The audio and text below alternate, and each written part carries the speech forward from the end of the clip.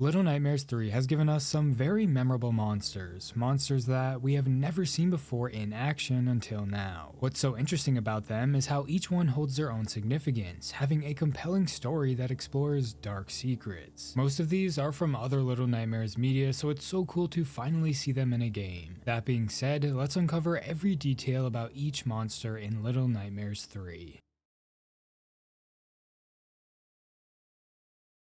The very first monster we encounter during this nightmare resides in Necropolis, an old city at the center of a desert wasteland. The term Necropolis stems from ancient Greek, meaning city of the dead. This seems fitting considering the current state it's in. Everyone is dead except for one, the monster baby, an enormous doll endlessly searching for another playmate in the ruins of this civilization.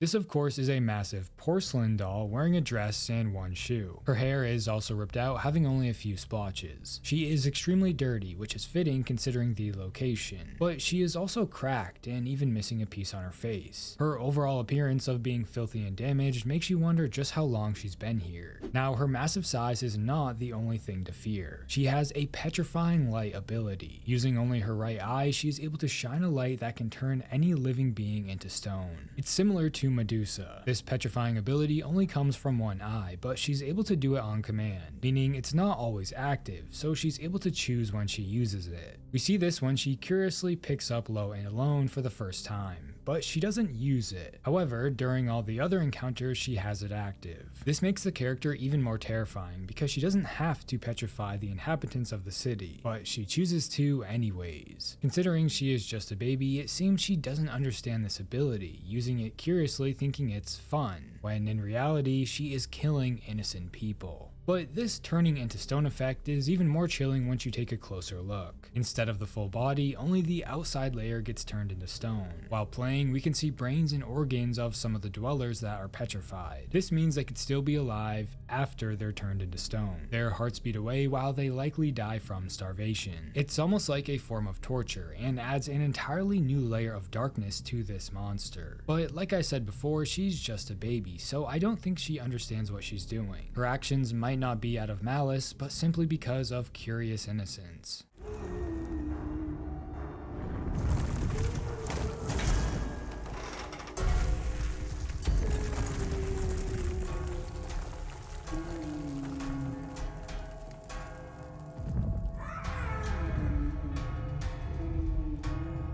Throughout Necropolis, we can find massive baby things like a pacifier and toys. This hints to a story of what happened here, as the monster baby did not make these, the dwellers did. It seems when the baby arrived, they tried to keep her calm or tame, making her baby toys to keep her occupied. Instead of grabbing people and buildings, she would have toys to play with. It's smart considering they couldn't stop her. It even seems they might have tried to give a sacrifice to save their people, but unfortunately for these inhabitants, this wasn't enough, and the monster baby turned their city into a playground, killing and destroying everything.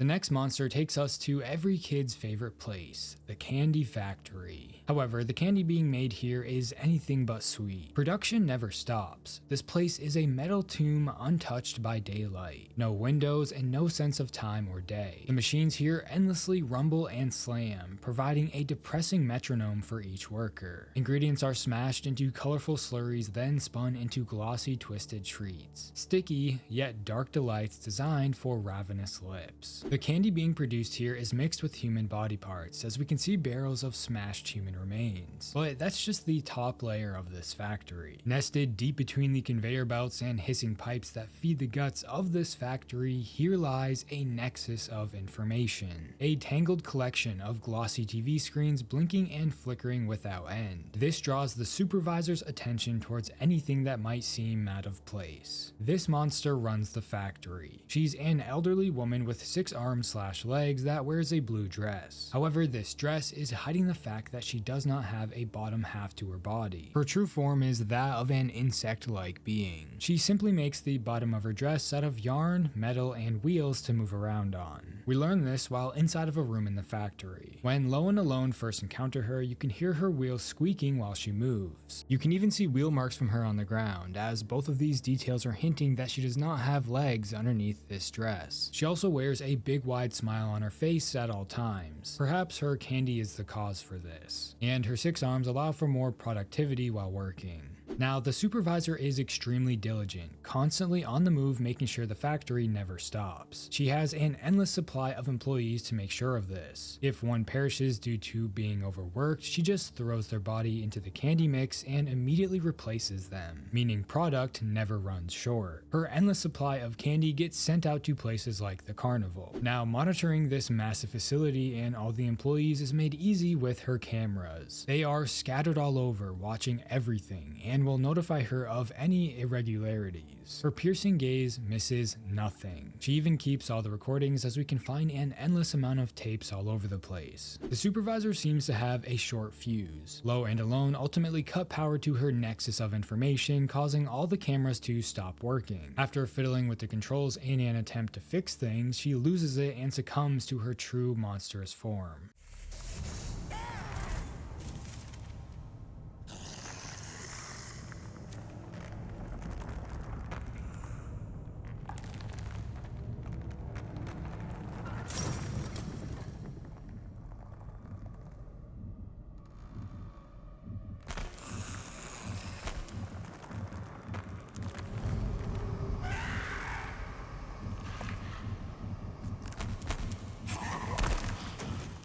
Like I said before, she acts like an insect and can move very quickly. No obstacle is a problem, as she's able to climb and even squeeze through tight spaces. However, she can't keep up with the small size of Lo and Alone, as they are able to maneuver easier. Blinded by her rage, she gets outsmarted by the two, causing her to get crushed. It seems the supervisor got a sweet taste of her own treat.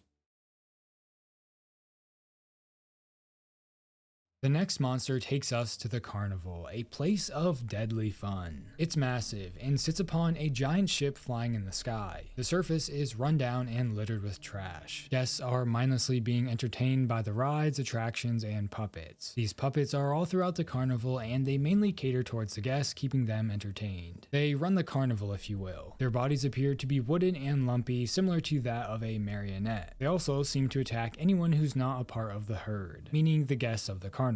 Now, underneath all of this resides something sinister. The Kin. He's a deformed human-like monster with eyes presumably sunken into his head, always supporting a smile. He wears a purple suit and a red bow tie. His most notable feature is the small puppet on his right hand. However, this is no ordinary puppet. Known as Mini Kin, it's just that, a mini version of him. It's able to detach from him and move on its own. It has no legs, but it can move around extremely fast using its hands. Mini Kin is ravenous and will attack anything it hears or sees. It truly has a mind of its own. It's even able to eat, as the Kin will constantly feed it, seeming like its hunger is insatiable, always wanting more. Mini Kin acts as a small but deadly pet for the Kin. Now, the deeper we look into this monster, the darker things get. When the guests on the surface of the carnival ultimately perish from over-consuming candy or being turned into a show, the Kin will take their body down here, where he cuts them up to eat, feeding himself and Mini Kin. Using all kinds of different tools, no part of the body is inedible. Well, except for the teeth. He removes them and throws the teeth down a chute, showing off his alarming collection, a swimming pool of teeth. As we venture even further, we learn who the Kin really is.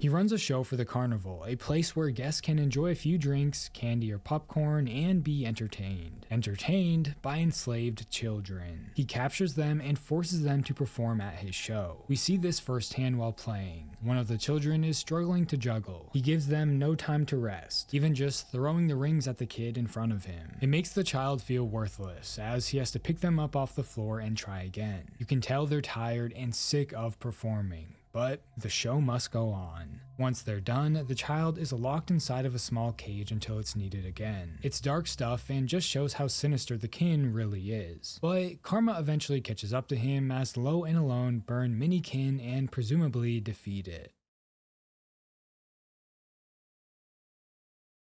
The final monster within this nightmare takes us to the Institute. This place is an old rundown mental asylum. Inside are echoes of children's haunted past. All throughout you can hear voices bouncing off the walls as if the kids are still there. You can even see a few ghostly figures that are stuck inside these walls forever. This place was filled with pain, darkness, and horrific memories. It seems nature has begun to take back the land, as deadly flowers and vines can be seen all over the building. The only inhabitants left are the nurses that wander around mindlessly and the Hypnotist. I've previously referred to him as the Doctor, or he's also known as the Counselor, but I believe any of these terms are correct. This monster is massive. Lo and Alone run from his different limbs the entire time they're in the Institute. These limbs are able to stretch all throughout the building. We even see him sort of pulling the building together at one point. This is both literal and metaphorical. He holds the building together physically and metaphorically because he runs this place.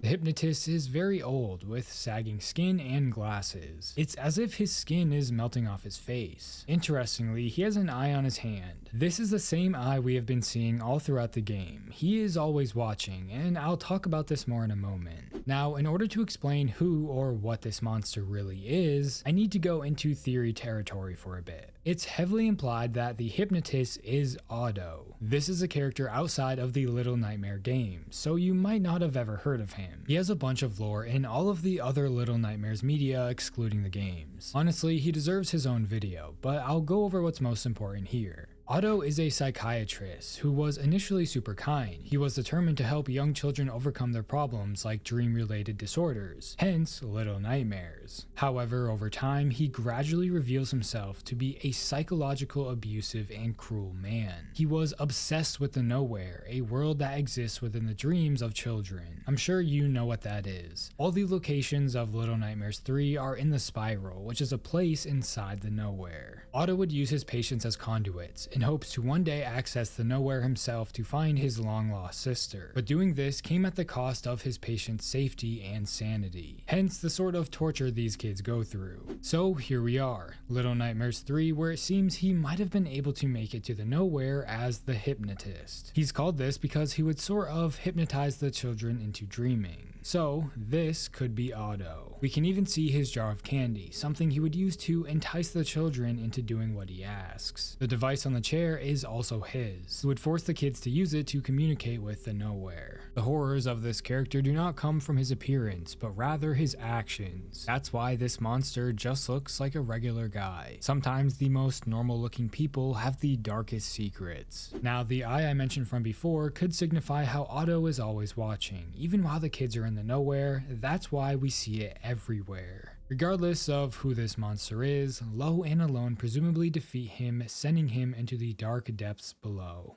How do you guys feel about the monsters in this game? Which was your favorite? Let me know your thoughts in the comments below, and if you like horror game content like this, please consider subscribing. Also, I have a Discord server, so if you want to chat with me, I recommend joining. And if you want to support the channel more, you can become a member. Don't forget to follow my Twitter at TerrifyT. Thanks for watching.